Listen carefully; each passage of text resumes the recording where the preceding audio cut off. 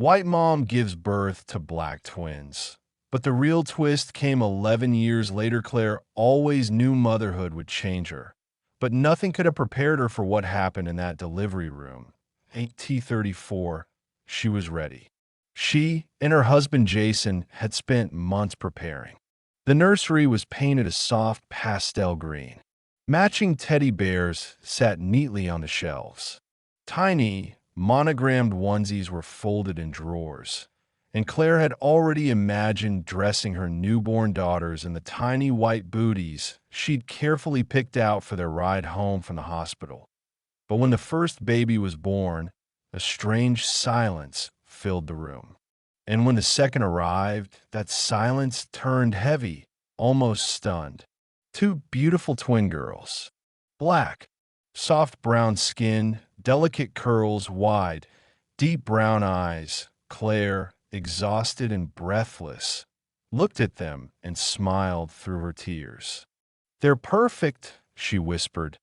But Jason didn't say a word. He simply stared. Then, slowly, he pulled his hand from hers, took a step back, and walked out. Claire never saw him again. The next morning, a nurse handed her a manila envelope. Inside, divorce papers. No note, no explanation, just a signature and silence. The rumors started quickly. Nurses whispered. Friends stopped calling. Even her parents questioned her in tight, suspicious voices. "Claire, is there something you're not telling us?" But Claire never flinched. She knew the truth. She had never cheated. She hadn't lied.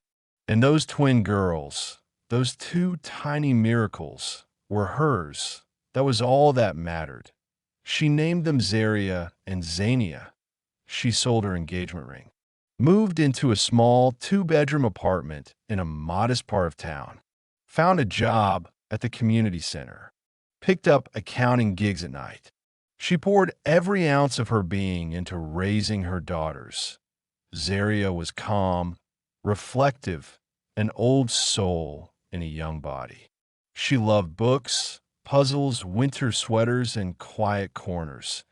Zania was all energy and color, full of joy, questions, and laughter. Always dancing, always in mismatched socks. When they began asking questions about their skin color, their curls, their identity, Claire didn't hide the truth. She talked to them about melanin, about genetics, about how love, not blood, makes a family. Still, some nights she'd lie awake wondering, where did those perfect curls come from? Those eyes? That skin? Out of curiosity and desperation, she once sent off a DNA test. The results only brought more questions. Distant ancestry, no close relatives, no clear answers, but Claire moved forward. She mothered with a quiet fierceness, braiding hair, cheering at school plays, sewing last-minute costumes, telling the girls every year how they'd change her life the day they were born. She never remarried, never explained.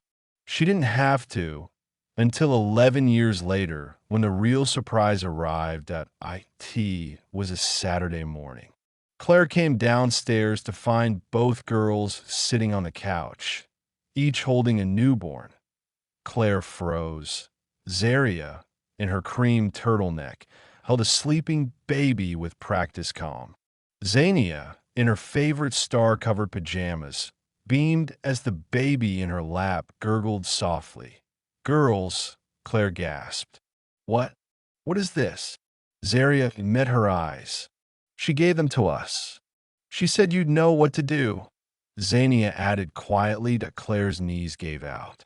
She sat down hard, her heart racing. "Who gave them to you?" Zaria reached in her pocket and pulled out a folded piece of paper. A letter. Claire unfolded it.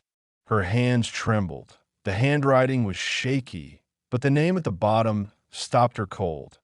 Leah, thought, a name she hadn't heard in over a decade.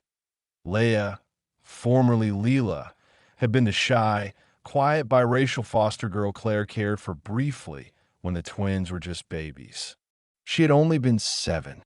Claire had tried to adopt her.